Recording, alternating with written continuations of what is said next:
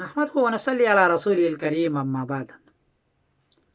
मौलाना उस्मान हसन ज़ई हैं पाकिस्तान के, मेरा अच्छे दोस्त हैं। उन्होंने पूछा है कि रजब में चाँद की सूरत हाल क्या है।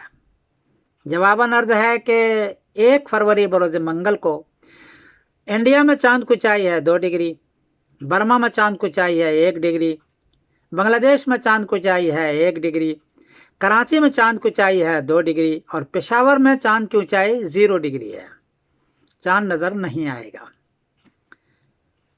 1 फरवरी को 2 फरवरी बरोज़ बुध को इंडिया में चाँद की ऊंचाई है 15 डिग्री, बर्मा में चाँद की ऊंचाई है 15 डिग्री, बांग्लादेश में चाँद की ऊंचाई है 14 डिग्री, कराची में चाँद की ऊंचाई है 15 डिग्री और पेशावर में चाँद की ऊंचाई है 13 डिग्री। 9 डिग्री ऊंचा हो तो मुश्किल से चाँद नज़र आता है, 10 डिग्री हो तो रुयत आमा होती है।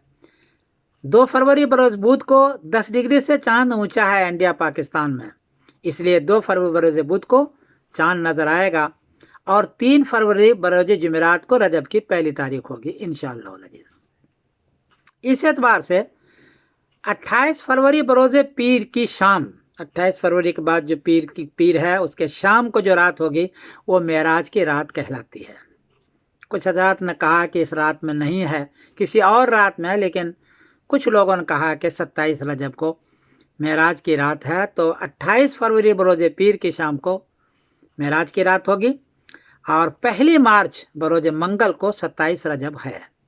इस एतबार से तो आप हजरात नोट कर लें कि मेराज की रात जो शुरू होगी वो 28 फरवरी को और 1 मार्च को मंगल के दिन 27 रजब है और मेराज के दिन है वो।